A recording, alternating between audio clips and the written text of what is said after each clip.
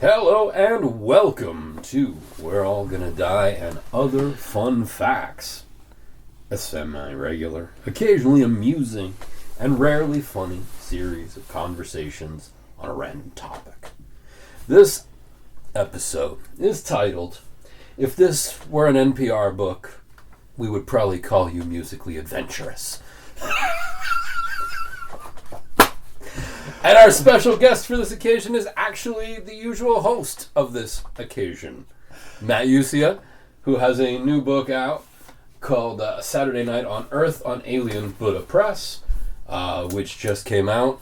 He will be reading at the Cider House in Greenfield. Remind me of the name of that spot. Cider and Plants Co-op at 557?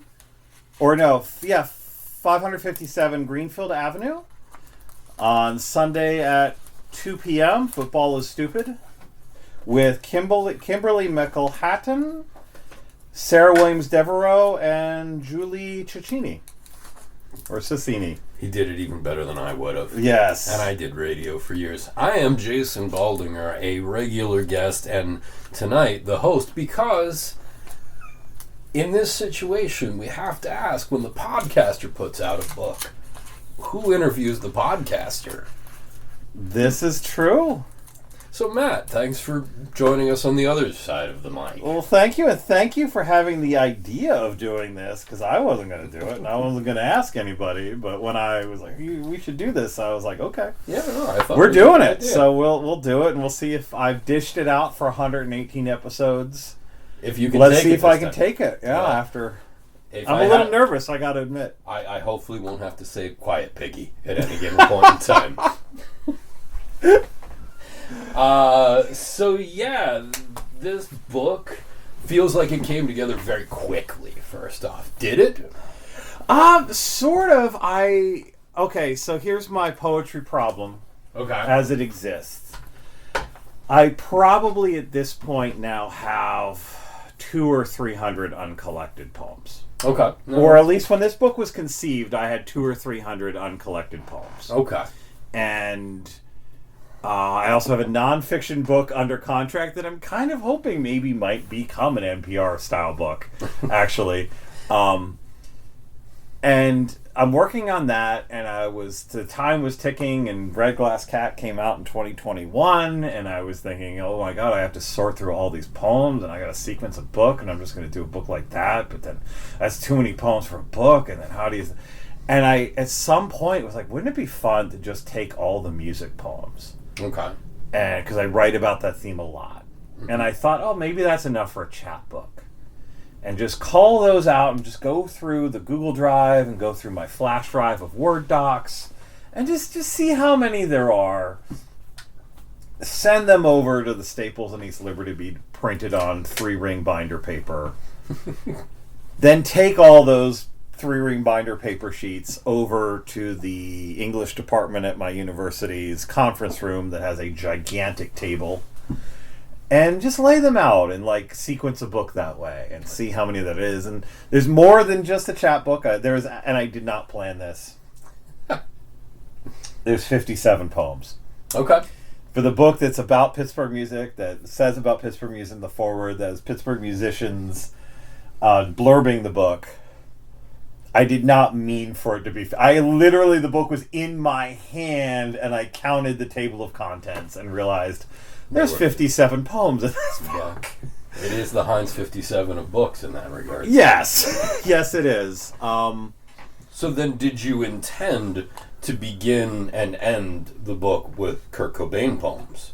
I mean, there is a poem after Kurt Cobain, but I feel like that's an epilogue poem where... Yes. So you're kind of... again, this book is all music-related poems, and we start with Kurt Cobain and we end with Kurt Cobain. So did we do that intentionally first? We definitely, the start was intentional. And actually, even after I had sent out blurb copies, and I did reach out to 2 publishers that kind of I kind of sent just dry kind of reach out emails to 2 publishers that publish books about punk in particular. And they don't publish poetry books though. But I was like, let me just see, because I tried to, I crafted a nice email that's like, hey, listen, this is kind of the audience you are reaching anyway, and this is a different type of thing, and because I was like, this is I realized that this is maybe a very niche thing, and one didn't respond, and one really did not understand what the hell was happening, and so, or just didn't know what to do with it. Like, they published memoirs of guys in 80s hardcore bands. Okay. But, yeah, I was there in 86 and what? Like those books. We just got in a van and we went to Sacramento. Yeah, and then there was a guy with no head. And, like that, those stories, those apocryphal stories. And it's like, oh, this is the same. Yeah, they didn't get it. And then I was like, well, this is too weird. A lot of this stuff is just so obscure. And Alien Buddha was good to me the first time, and Red believed in me when I was absolutely nobody. Okay. And so I was like, all right, let's just send this weird stuff out to Red, and like maybe he'll get it, and maybe not. And then if that doesn't work, I don't know what the hell's going to happen to this collection. And actually, I think the most obscure reference in the book is the poem about the Pat the Bunny album, Possibly Everything, Probably Nothing. And I thought it was the Uncle Bob one. But the Uncle that could be it too. I couldn't find an Uncle Bob to listen to.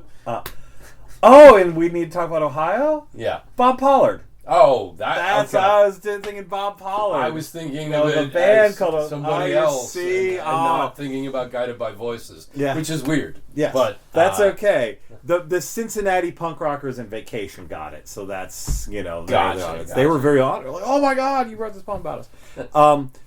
But I was like, yeah, maybe he's not going to get it. And the acceptance email, Red was like, I love that album. That's my favorite Pat the Bunny album, and I love the Pixies too. Let's do this. And I was like, also, why the hell didn't I say about this? Why didn't I just go to him in the summer when I was courting these other people? Yeah. Where I had a lot more free time and wasn't undergoing cataract surgery and in the middle of a semester and continuing to work on my nonfiction book that's due on tax day next year. That would have been so much easier. But I'm glad it worked out. And then he was like, yeah, let's do this. And I was like, yeah, let's do this. And you get this reference. So, okay. Well, would you mind much reading Bop, The End of Silence? And we'll start, yes. We'll start at the Omega. We'll start at the Omega, Bop, The End of Silence, which I will say, in the process of this, I wrote this poem later. Okay. After I had kind of conceived the manuscript. In fact, I kind of think maybe I snuck it in at the last minute when I sent it to Alien Buddha, or maybe there were 3 I snuck in that I'm like, they might not belong anywhere else. Yeah. After the manuscript was accepted. And also, again, Red was just so understanding. He was like, yeah, sure, it's cool. So, Bop, The End of Silence. A ringing. The constant crush of a distant wave. The riff heard round the world. A beat. Boss DS1, small clone. Had always wanted more. Consuming loudness in fragments. And when the world opened up, I leapt into the void. MTV buzz clip. Bargain bin. Here we are now, entertain us. Our singular electric moment. A high we were doomed to forever chase. A voice echoed in a shotgun shell. A shock, a moment, a shadow. A silence of decades. A rhythm we cannot count.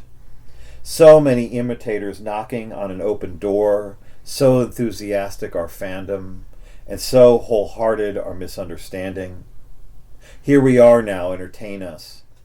Every generation thinks they are the first to reach the summit. The sound changes, the hubris of spring does not. A manifold of decibels in headphones, night drives, venues, basements, bars, in solitude, in multitudes. Forever becoming a new world. A ringing. Here we are now, entertain us.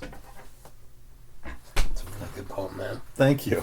So, obviously, you and I are approximately the same age. I'm a year older. Take us back to the year grunge broke. Yeah. Because obviously, that's where this whole book kind of starts. And the themes that come through the book then, are chasing the dragon of, finding that watershed moment and trying to keep finding it. But there's also this search for community that comes through that. And I think we were all kind of doing the same thing. So where is life in New Jersey at 14 years old in 1992? Were you listening already? No. Were you already adventuring beyond? There was always a hunger. Yeah. So I listened to a radio station called Z100. Okay. That was it was a pop station. It was a pop station, a lot of New York freestyle, System, Don't Disturb This Groove, El DeBarge, Miami Sound Machine, and all of that. And then, you play U2, and I was like, oh, that's serious. But, little inklings of things snuck through. Living Color, Cult of Personality, Faith No More, Epic. And they would, they play one rock song an hour, and then they play some, 80s new wave that would kind of occasionally, Eyes Without a Face by Bowie or something, So community radio and community radio and spirit, but mostly top 40. I would listen to Casey Kasem every day. So I was always a nut about music, I think. But there wasn't anything I really connected to. And it's a weird thing to say that is the true legacy of Kurt Cobain, that he changed the music industry for that time. Yes, very much so. Because the other part of this is, there was the Seton Hall station that I didn't know about. There was the Rutgers station that Matt Pinfield was on that I didn't know about. And there was a Jersey Shore station that you could barely get in parts of my house that I also didn't know about. Did you get PRB? No. No, you weren't that far. Where were you at again? I'm sorry. So South Plainfield is... Oh, you South Plainfield. Middlesex County, sort of northern central New Jersey. Okay, so you're out. At 3 in the morning, you can get to Staten Island in 20 minutes. Okay, that's fair. Yeah. So you're close enough to New York, not close enough to Princeton. Yes. PRB is one of those legendary stations, or FMU. Yes. And you were just on one side or the other. Just on one side or the other. And I just didn't know. You didn't know what you didn't know before the internet. And I was in the basement of my parents' house, actually playing with an HO Sail train and the 1970s Sears stereo that was my mom's that was down there, and they played this song, and it had guitars, and it was really loud, and these indistinguishable lyrics, and I had no idea what it was, but it was so... I remember, I was nailing the tracks down for the train set. Okay. And I think I might have dropped the hammer at some point by the second chorus. And then, of course, they didn't announce what it was. Okay. And I listened for the next 2 days with a blank cassette in a boombox so that I could... How could I forget about those moments? Yeah. When we had the mixtape in the boombox, record, pause, waiting, and hoping that you didn't miss more than the first line of a song. Exactly. Yes, exactly. And literally for the next, I think 2 days, I was working, and I thought, oh God, you're gonna hurt it if you hold it on pause this long. You're gonna hurt it. And so record, pause. A song would start, hit stop. Okay, that song would end. Record, pause, or pause, record in that order. Wait. Oh, different song. Stop. Okay, they went to commercial. Record, pause. Oh, it's commercial. Wait.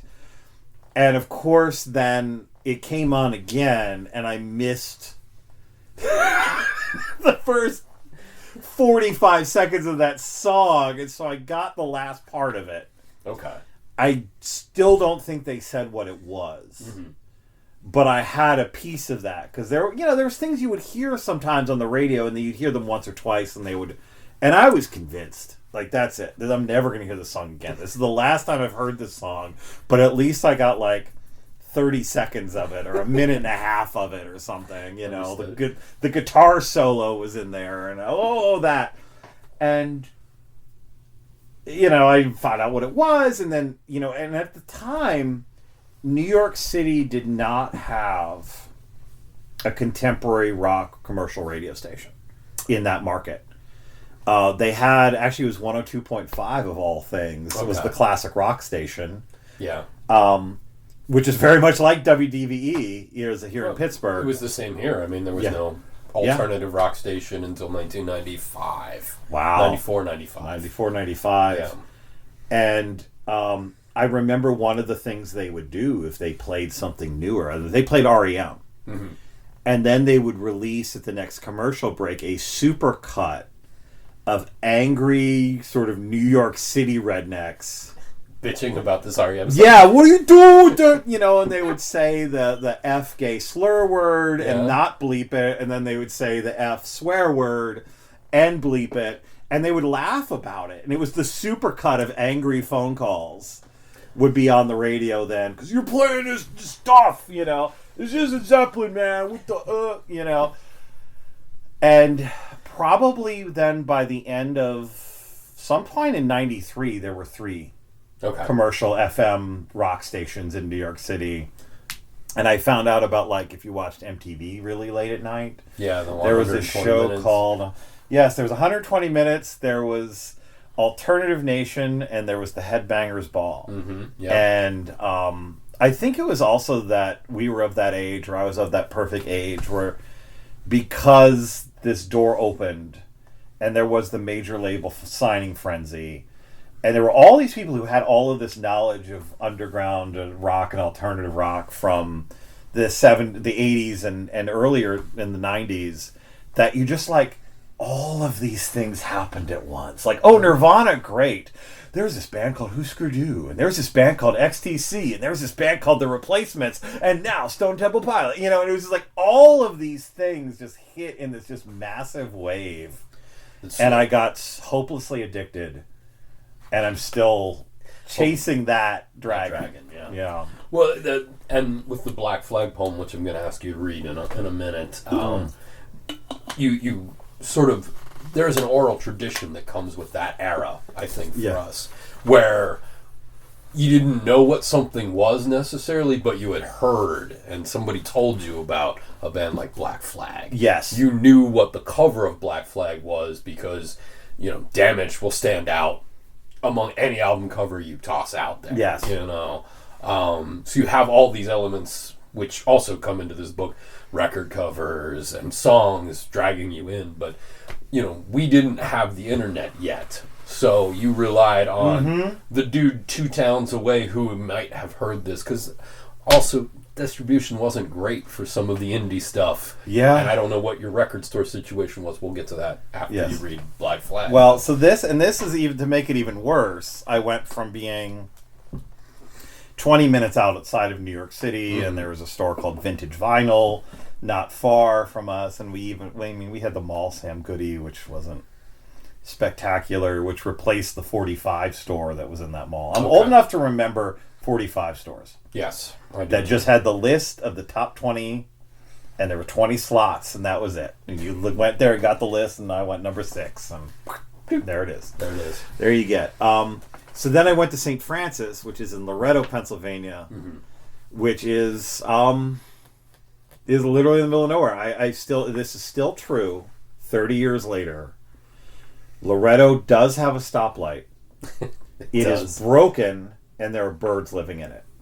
And there were birds living in that stoplight in 1995, and I'm sure there's birds living in that stoplight in 2025. I don't remember if there were birds living in 1983, but but you know what I'm talking about, the one at St. Peter's Street, and I lived at where the Loretto Diner is. Yes, and I lived, and I lived on that street for years, and now that's the Fine Arts Center.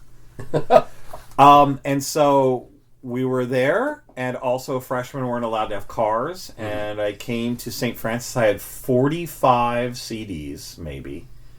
Or I had a 40-disc, 2-drawer thing to hold my CDs. It wasn't full when I got to St. Francis. But it slowly got there. It slowly got there, and I maybe had one briefcase full of records. And that was it. And a handful of dubbed cassettes. Okay. And so, I don't know, and freshmen weren't allowed to have cars. So you spent a lot of time with that with that, and somehow, some way, we got a ride to the Altoona Mall, the Logan Valley Mall. Okay. Back when the Logan Valley Mall was happening and not... Yes, and not a dead mall. And it had actually just been rebuilt. There was a massive fire the year before. You know, they had actually at the time, there were 2 record stores in that mall. They had a wall. Okay. And they had something else was in that There was 2 record stores in that mall for a while, and they had a Coconuts in the town. And I think I went to the wall and bought Damaged because I'd heard of that liar guy, Henry Rollins. And he was in a band called Black Flag, and supposedly they were really good. And I had listened to his spoken word, Get in the Van. Okay. And I was like, and that's the Get in the Van was also where I learned about the Stooges and the Damned. That's a good Husker trio. Du and the Minutemen. Was how I found out that those bands existed, was through that. And so, freshman year, the fall of freshman year, somehow, me and somebody else, I don't even know who we went. Who drove us? I don't know. But we got to the mall during the day, and I came home on listening to Black Flag's album Damaged for the first time. Back to campus from the mall, the record store, the rarest of pleasures for carless freshmen stranded on a Catholic mountaintop. My score, the perfect soundtrack to a full-scale riot on compact disc. An album I'd only heard about but never heard. Everything about the CD case projected a threatening aura. From the track list on the back to the skinhead punching a mirror on the cover. I placed the sacred disc in my roommate's stereo. Shared this threshold moment with a friend and adversary, the source of constant tension in our relationship, unknown to us at the time, but an utterly typical boys' school experience. We listened with my door wide open, with the volume up loud enough to drown out the neo-hippie tunes, jam band mellowness. That was the style at the time. We were scared by the sounds but laughing as we watched the discomfort register on the faces of the future accountants, physical therapists, and Knights of Columbus as they walked by. I remember at least the Penn State dorms in Beaver, you could hear Melancholy and the Infinite Sadness or Rusted Roots When I Woke. From cover to cover, if you walked from one end of the hall to the other. For us, it was, for that dormitory, it was Rusted Root and Dave Matthews Band. Yeah. Were the 2. That was it. That extra year makes that difference. Yes. At least I had Melancholy. Yeah, we did not. No. I mean, it was not a place for hard rock, and it was not a place... Yeah, it just wasn't a place for hard rock. It wasn't a place for...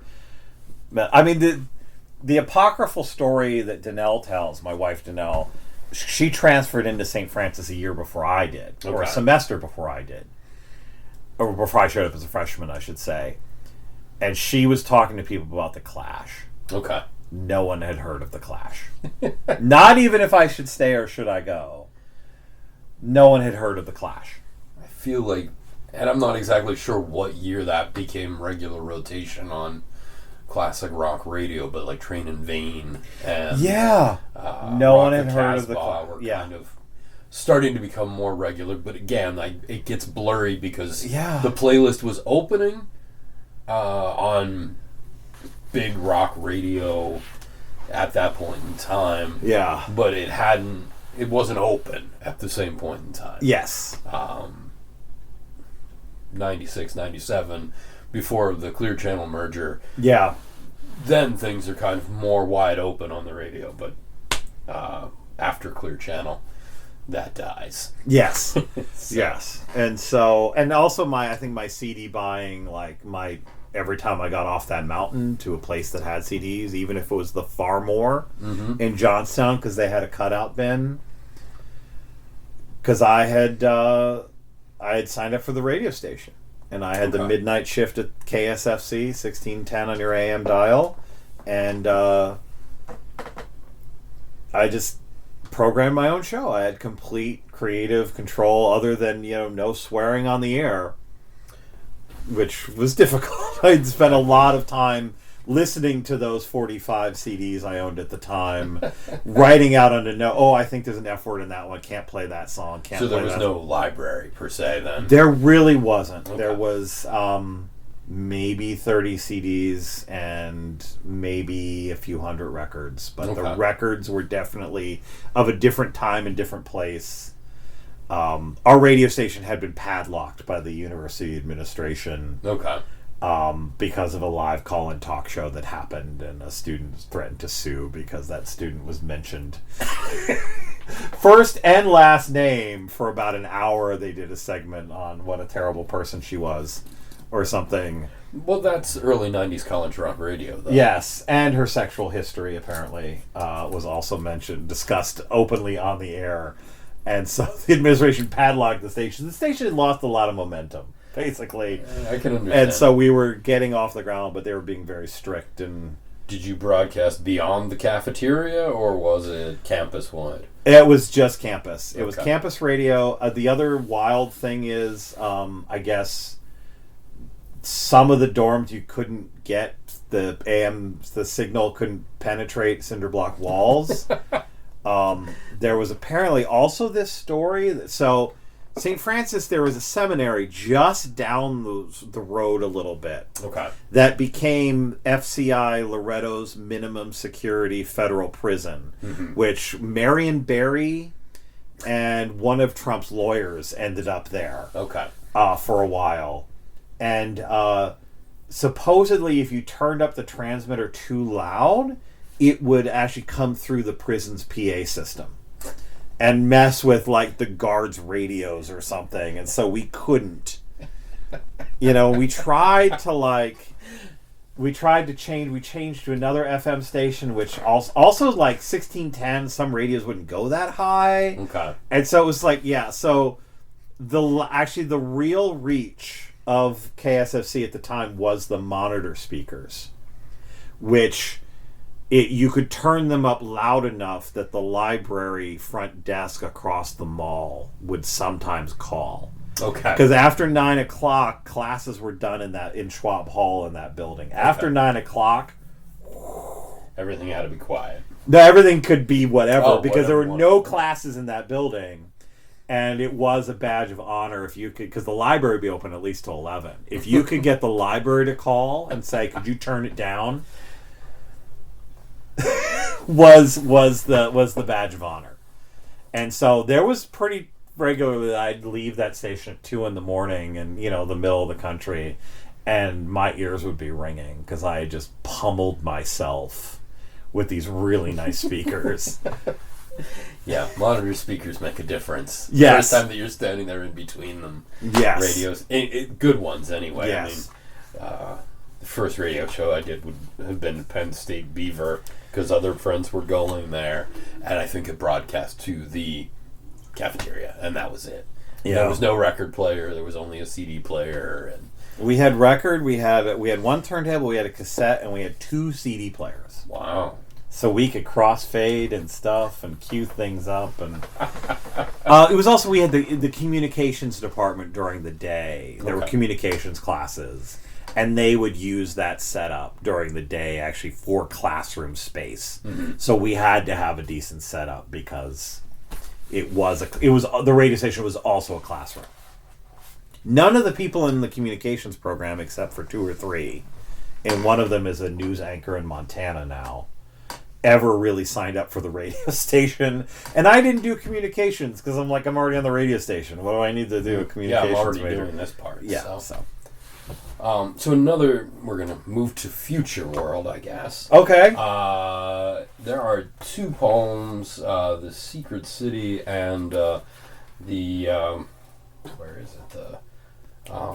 The Last Known Survivor of the General Slocum Fire. Yes. Both of which hit on a number of other interesting themes from this book. So if you don't mind reading both of them, and then we can chat about them a little bit. Sure. If I happen to remember, I know where Secret City is. By the way, these poems are also in the Red Glass Cat. Oh, both were in. I did resurrect them from the Red Glass Cat because I was like, I think they capture something. I was like, I already published those poems in a book, but They capture something about the live music experience or the music experience that I can't write this better. Mm-hmm. I've tried, so I'm just going to recycle.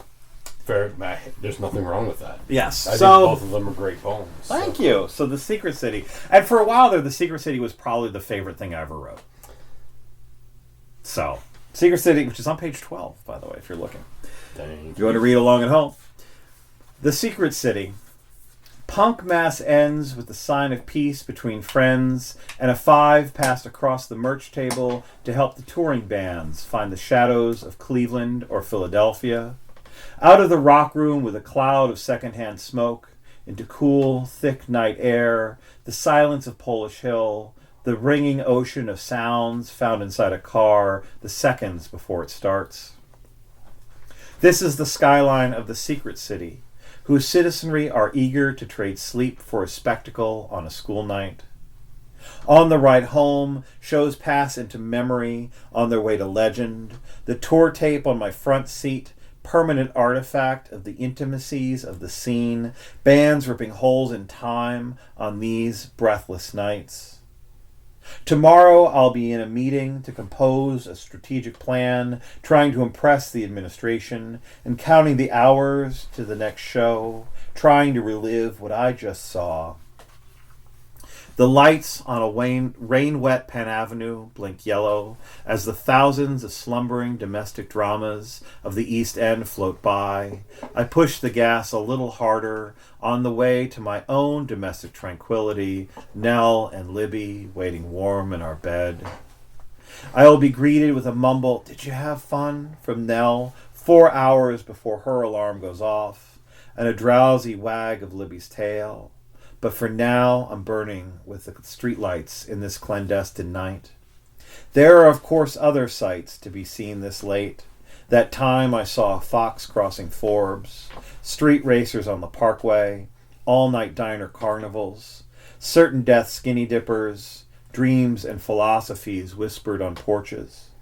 There are, of course, deeper secrets, later nights, basement doors begging to be knocked on, scenes wilder, impenetrable. I could tell you more, but everyone has to find their own way in past the gates. And the last known survivor of the General Slocum Fire of 1904 and other fire traps is on page 62. Punk mass begins in cathedrals with graffiti-colored, nicotine-stained walls, where the only central heating comes from the human congress within. Altar boys come in dirty jeans and torn black t-shirts. Anticipation and boredom mingle in the steady thud, thud, thud of a snare drum level check. Hymnals, the secrets of the tabernacle, get taped to the floors within the endless maze of effects pedals and patch cords. And in these dark, hot sanctuaries, where evaporated sweat glistens off the walls, this great mystery sometimes comes. We, the audience, caught in the deadlights of some fantastically terrifying machine that never touches the ground and runs on invisible fuel. And on those nights of guitar feedback shrapnel transubstantiation, I find myself, in the face of transcendence, thinking about the mortality of the bodies whose sweat dampens my lungs, and of this invisible dent in human time I am witnessing. And like some great but obscure historical moment, the living memory of this particular great mystery, like the fading beacon of distant stations in time, will perish slowly with all of us, until there is only one living witness. And with the passing of the last witness, the testimony of this breathless night, like so many others, will be buried by time. Nice. Thank you. So you also have that moment where oral tradition gets you to places that you didn't think you would end up. You know, the punk venues that you had to know somebody to get to. The secret shows, this community, and this is the other side of chasing the dragon. You seem to put yourself out there to keep going to shows looking for that moment, and when a live band is transcended, obviously, there is nothing that changes, Yeah. nothing more changeable and less changing than that. Yes, and also that you could really like an album. Yeah. And you can have it, and you could dial it up whatever you want. Mm-hmm. But that moment of a really good show, and in particular a really good DIY show, you literally have to be there. You literally have to be there. So did St. Francis have any sort of underground scene No. going on? No. Or were you part of the VFW scenes that were going on in East Central PA? I missed it, and I did not know about it. Okay. There was my good friend who's been on this podcast a few times, John Charney, was in this really interesting band called Honey Bomb, but even then they were mostly a cover band with some originals. Okay. Again, the culture of that time and of that place, the Clarks played the Student Center at St. Francis twice. Okay. And both times in the cafeteria the next day in the line, someone was complaining that the only song they knew was the Kiss, the cover of Prince's Kiss. Okay. And the idea for a lot of people that you could go see bands you haven't heard before, play songs you haven't heard before, was not in most people's lexicon, and just not on most people's just field of like, this is a thing you could go do. Mm-hmm. You go see the band that you already know. You drive to Penn State at the big arena, or you drive to Pittsburgh, mm-hmm. and you see the thing that you already know, and maybe you have that Walter Benjamin work of art in the age of mechanical reproduction, like, that's the real one moment, when they say, how you doing, Pittsburgh? And everybody goes, I know, you know where we are, I'm really glad your roadie told you right before you jumped on stage. Yes. That was what was happening. Mm-hmm. And so I missed Endless Mike and the Beagle Club was playing the Monaco Fire Hall a few years later. Mm-hmm. And they were playing, there was a spot in Carrolltown, I guess, that John was booking bands, and he had booked Beagle Club, he had booked Adam Thomas's early band Static Transistor. Okay. I didn't get those flyers. And there was no internet at the time to look them up. So I totally missed that. So music really was the thing that I experienced through headphones and speakers. Okay. And MTV. Nice. And that was it. Well, so how? Where did you get involved then? Because you're at shows at least once or twice a week, I believe, at this point in time. Yeah, I was. It was a happy accident or something, but I guess it was Mind Cure Records. Okay. That store. Okay. Knowing that there was this store, and it was probably, and I talk about this in the book, what Jimmy Rose told me, the Eel, when they did, Mind Cure did the single series where they did a 7-inch every month from a local band. Yeah. And there was one for the band Eel. It was back when Eel still existed and used the angle grinder as an instrument that shot sparks and everything on people. And I remember watching that, and I was already going to buy those singles because oh, that's cool, local music, a 7-inch, and this store is kind of cool, and I like the guy who owns it. He's fun to talk to, and that video came out, and I probably watched it 6 times that day, and I thought, wow, I thought I missed all of the dangerous, transcendent things, and I never got to I never saw Eel with the grinder actually. Okay, but I had seen Eel many times. I think I was at the last ever Eel show. Mm-hmm. And but that was it. And I was like, oh, there's this place called Gooskie's you go to, and there's shows. And then I found out that there was this place that was like Gooskie's but shittier called the Rock Room, and you go to shows there.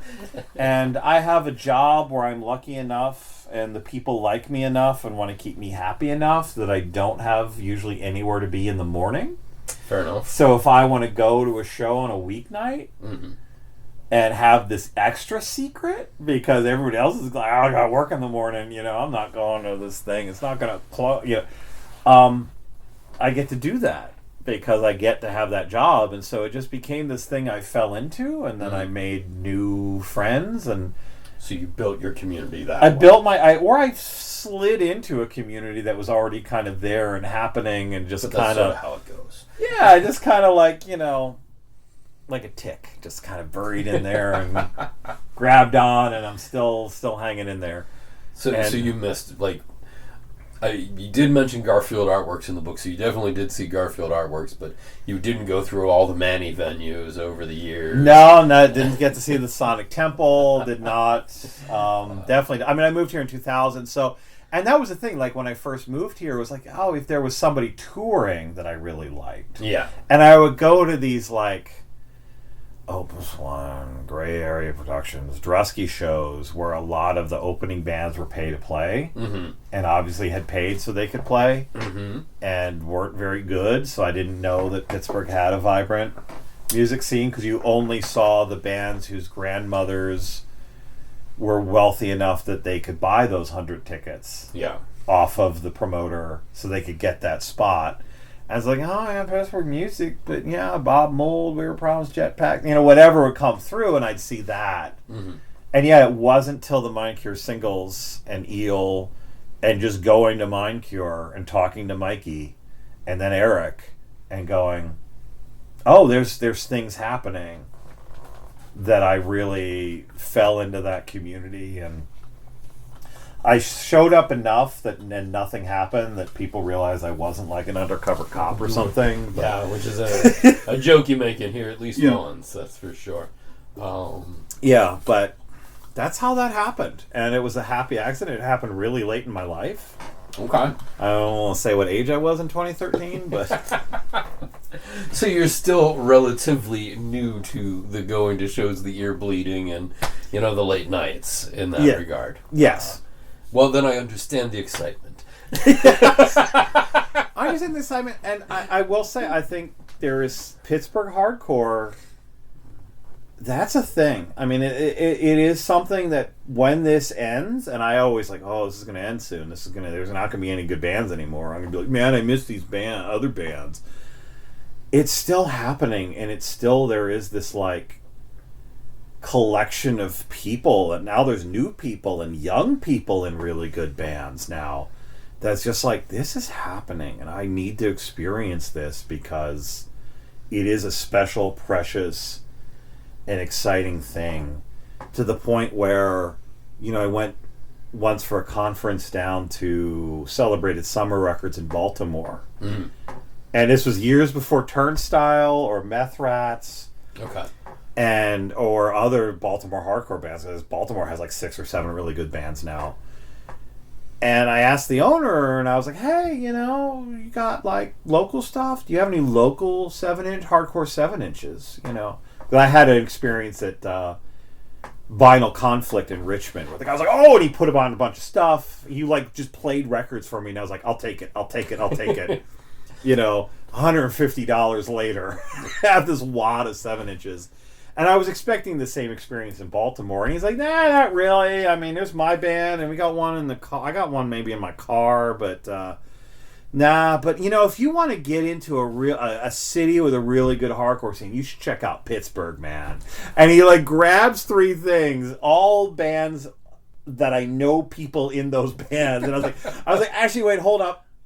I'm actually from that town, and they're like, oh, John Villegas and Cruel Noise Records, and I was like, yeah, I know John, yeah, that's where I bought these things from first. And he's like, okay, and I was like, well, why don't you go to your car, get me that Glue Trap 7-inch, and I'll buy that off you, and I did, and it's good. But yeah, so it's something that is known in other places. Well, I mean, Skullfest certainly, and Skullfest has grown out of that and has given momentum to that, and yeah, got 3 hardcore bands in Pittsburgh that people should check out that are listening. Only 3. So okay, I'm not going to go adventurous. Speed plans, and especially the DUI 7-inch that came out actually on this day, or I got it on this day last year in the mail. That is just completely wondrously unhinged. I love it.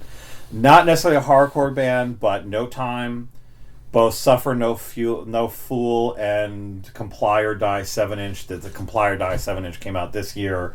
I've seen that band a lot.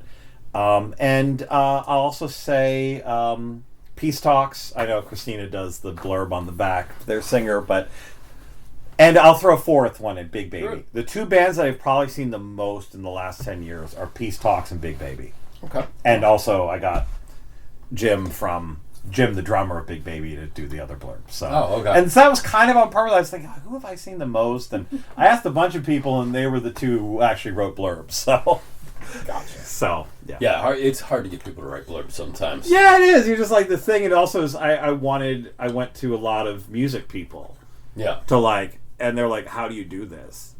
Christina was like, did I do this right? And I was like, yes, you did. Thank you. Well, even in the poetry world, Yeah, it's hard. It is hard. A lot hard. of people are saying, when you ask them to write a blurb, it's like, I've never been asked to do that before. Yeah. And it's a lot of pressure if you're not used to it, and to be comprehensive and also attractive and all of that. But yeah, so those would be the four. Those are the four big. And there's just a bunch of. I mean, I could go on. I'll shut up. No, I mean, again, Skullfest leads to having a successful hardcore scene. Yes, having a festival that anchors. I think there's the festival. I think there is amongst bands in other places.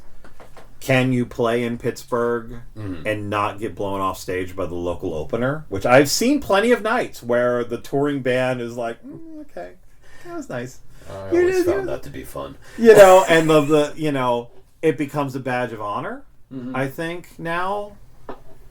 Yeah. No, that's fair. Yeah.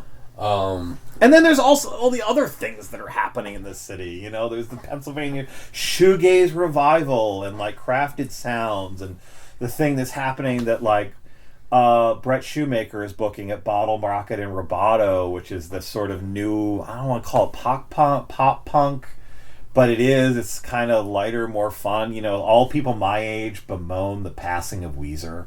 Okay. Oh, Weezer used to be good. It's like, actually, no. There's 3 bands. If you like that sound, there are 3 bands playing Pittsburgh every week. There's 3 shows that Brett books that are like, no, you can just have that satisfaction. If you want it, you can just go see it, and they're new and the songs are good. Okay. Don't get angry about the new Weezer record. Don't mourn Weezer. Go to Roboto. Go to Bottle Rocket. And you'll just be like, oh, this is kind of fun like Weezer. And it's like, yeah, it's kind of fun like Weezer. But they're young and they're writing good songs. just enjoy it. Enjoy your life, damn it. Enjoy the moment. Yeah. We're almost around 50 minutes here. Okay. So I guess we probably have to move into bottom 5 territory in a minute. Soon, yes. But I do have a note that I wanted to at least mention at one point in time, which is there is a Merzbow poem in here. Oh! And I thought there would be nothing more on brand than 2 almost 50-something-year-old men talking about Merzbow.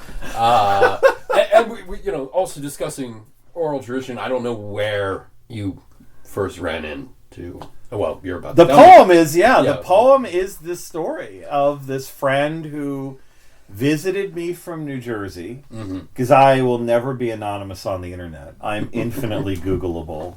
Right. There's no escape from that. He emailed me at a work email address before I'd even gone to grad school, and I was like, "Hey, are you the Matt Ucia from South Plainfield, New Jersey?" And I was like, "Yes, hi!" And he was, I think, at a moment in his life of transition, and was like, "Hey, can I just come visit for a weekend?" And I was like, "Hell yeah, dude, let's go."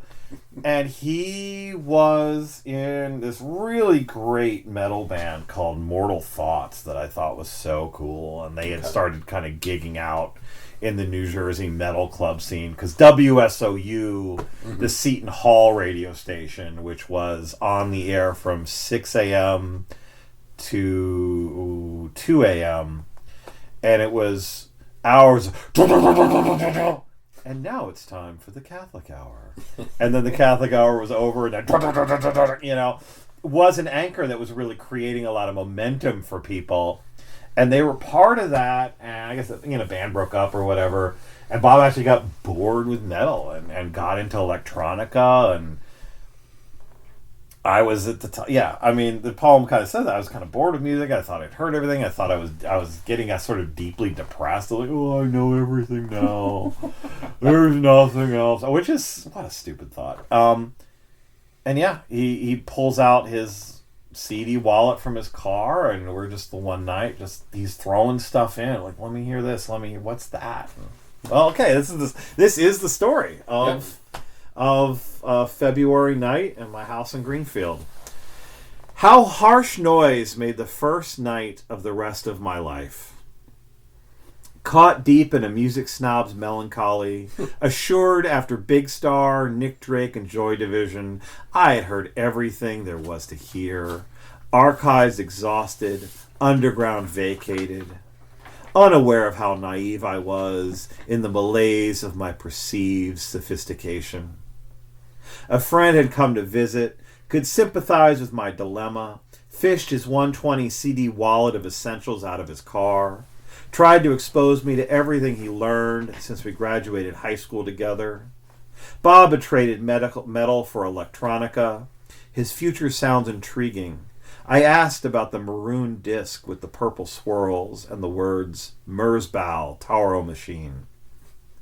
I later found out Merzbow, named after Kurt Schwitter's Cathedral of Erotic Misery, kept all performances constantly at the threshold decibel level of pain for the human ear. But in that moment, all Bob could say was, it's noise, some Japanese guy, not really for everyone. My receiver had 10 volume 7s, and even at track 1, Cannibalism of Machine, the unrestrained violence of squelch, fuzz, and pulse demons was overwhelmingly loud. I thought someone on the other side of the Pacific Ocean was trying to kill me with my own stereo. My breathing short, the living room a hot tunnel. And then I said, I gotta let the dog out. The instant the 6-minute track was over. February snow falling, glistening in the porch light, standing in a t-shirt and shorts. I was grabbing handfuls of snow off of the garbage cans to grind into my arms, the pain winning the fight to stay conscious. How fresh and exciting this new world. I owned a number of Merzbow CDs, another oral tradition situation, yes. Like the legend of Merzbow. Mm-hmm. Even in the early 90s, mid-90s, when I was starting to get into weirder stuff, I went straight off the deep end from classic rock and AAA, whatever college radio, or, not real college radio, but like the Smiths era. Yes. That line of college radio. So I just dove in, and I remember I was working at a bank. I was listening to Rainbow Electronics on headphones while doing what I was supposed to, and the boss was walking around. He had this strange look on his face, and he just kept doing this. And I eventually paused the CD player and looked up. He's like, "What the hell is that noise?" I'm like, "Oh, that's probably me." Apparently it was loud enough even through the headphones. Wow, yeah.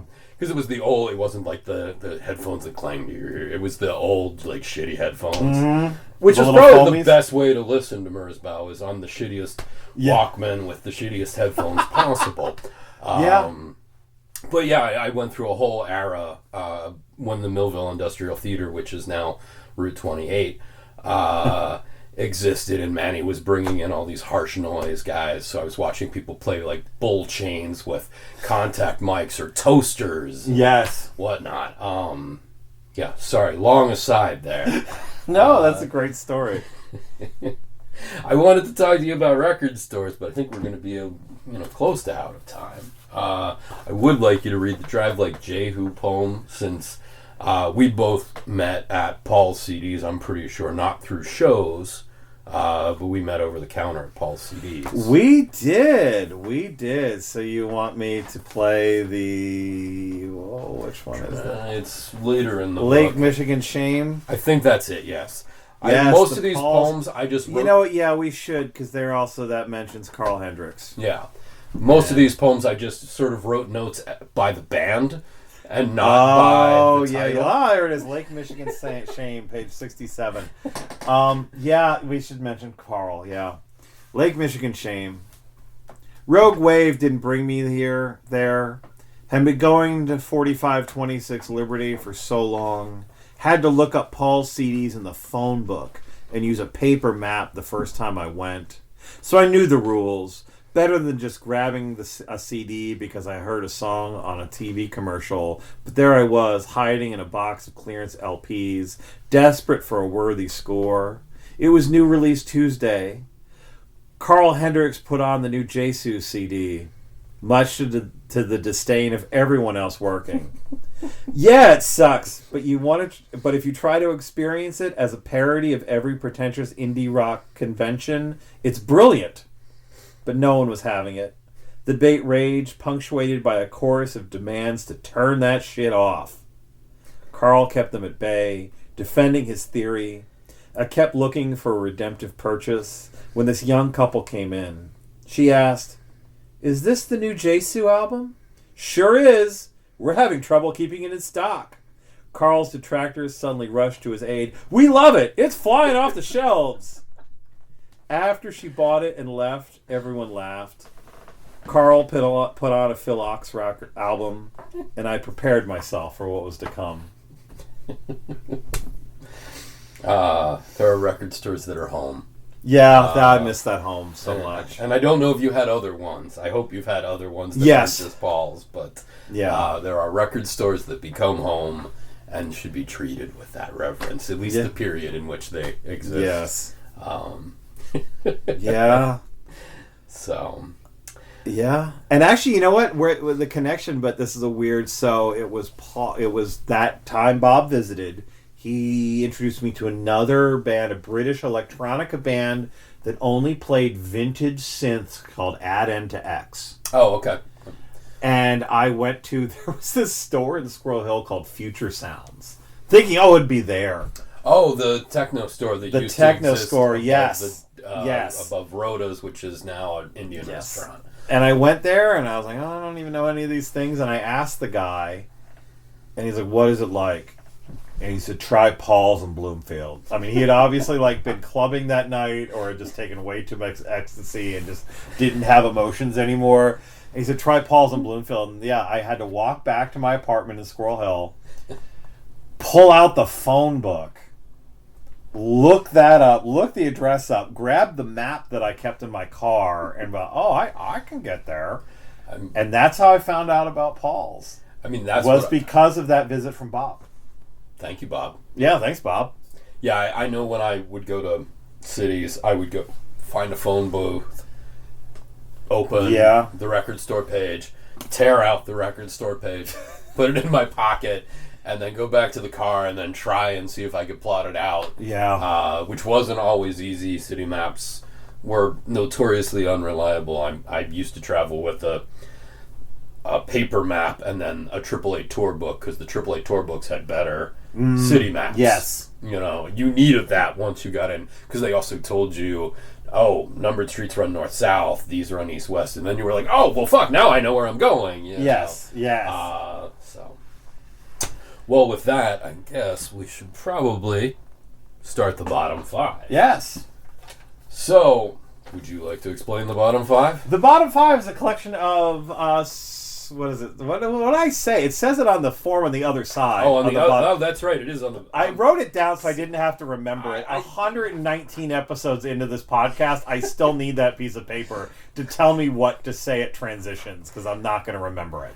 I actually saw it on this paper, but I've been talking to you for an hour, so I fucking forgot that it was there.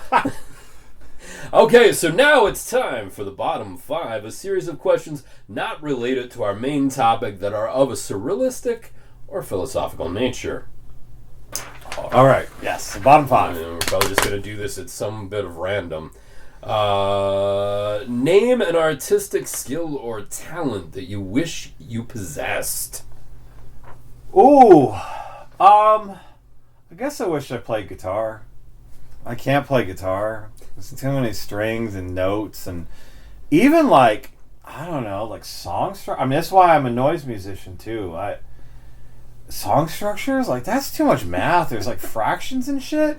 Understand. I wish my brain could wrap itself around, like, okay, yeah, 3 3 3 3 3, G minor 4 4. You know, but yeah. So that's I guess how you ended up with the theremin. That's how I ended up with the theremin, and that's how I ended up with all those effects. Yeah, I mean, it's just like I'm creating atmospheres, and I can create atmospheres that are structured, especially if there's a drum machine structuring it for me. Mm-hmm. It helps. But yeah, I wish I did that, and I wish I was really good at drawing. Okay. That works. Is there a person, famous or known only to you, that you refuse to believe is dead? Ooh. Keith Haring. I thought you were going to say Grant Hart, but... Yeah, no, He did it to himself, I know. I I mean, not really, but... But not really, but yeah, no, yeah. I don't mean to sound so flippant about No, it is, but you know, if you watched Everything, the Grant Hart documentary... I have not yet watched it. Okay, it's amazing. One of the many takeaways, he shot Errol Morris style. Mm-hmm. Grant Hart is the only person who talks. Oh, okay. Interviewed over the course of about a week. If someone could be completely self-aware, completely delusional, completely candid, and completely full of shit, all at the same time, Grant Hart is in that documentary. Where if you watch it carefully enough, he contradicts himself. Because there's ways that he tells stories, but it made me also really mad to think of the injustice that is Keith Richards. Because if Grant Hart made other people money the way Keith Richards makes other people money, Grant Hart would have had a much more comfortable, much more peaceful, much more happy life in spite of his predilections and in spite of his problems. He would have had a keeper. No, that's fair. And Keith Richards did, and Grant Hart didn't, and that sucks. Your description of the documentary also probably explains the argument amongst other of his records. Yes. Yes. Quite frankly. Yes. But Grant Hart is a good choice, but I'll even admit Grant Hart is dead, but Keith Haring, he's not dead. No, that's fair. Yeah, I got you. What would your idea of purgatory be like? Ooh, what is my idea of purgatory? Damn, it sucks to do this to people. Doesn't it? I actually have written my own questions for this. Oh, wow. Not tonight, but Oh, at man. another time when I was on this podcast. That's right, you have. What is my idea of purgatory?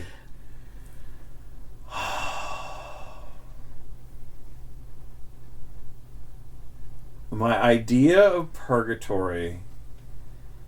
Maybe is it being stuck in traffic behind a minivan? For some reason, being stuck in traffic behind a minivan is much more demoralizing than being stuck behind any other kind of vehicle. I understand. You can't see around the damn thing. You can't see around the damn thing. It's so lame. It's not threatening. It's just big and there.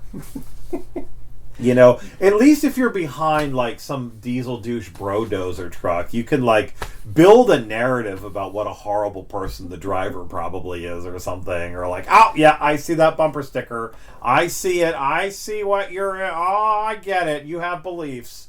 And at least you can get mad. But like, you know, minivan is just probably some nice family just trying to like get home. You hope so, anyway. Yeah. Describe a time when you saw someone naked but shouldn't have. Ooh, you know, part of my experience on that Catholic mountaintop freshman year was I bought Bad Religion All Ages, their greatest hits epitaph collection, and I put that on my door. Mm-hmm.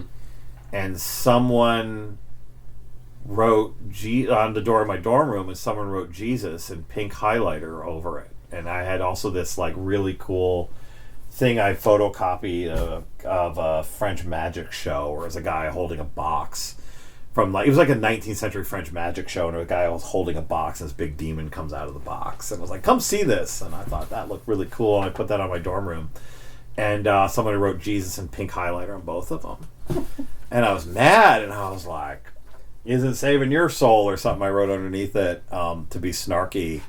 And that person later came back with some sort of razor something to slash those posters then, and slashed it so hard that it actually cut grooves into the wood. So that was like kind of frightening. Okay. And and they had to come back twice because I opened the door both times. The first time they did it, I heard it, and I went up and they ran, and I didn't see them. So I just waited by the door. Mm. And so they came the second time, and I was kind of looking through the keyhole, and I saw them, and I grabbed the door, and they did it, and they ran, and we made eye contact. The next time I saw him was in the prison-style shower in that in that dorm bathroom. And we had a moment of, hey, you're that guy. Hey, you're that guy. Nothing quite like being naked with your nemesis. Yes, I mean, it wasn't Eastern Promises or anything, but it was a moment where it was like, one of us better get the fuck out of here. Yeah. At least I know he didn't have the razor thing on him. If you were a new dictator, what would your first edict be?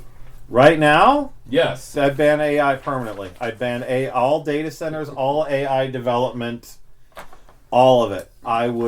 You got my vote for dictator for a day. Yeah, that's for day one. I would stop that.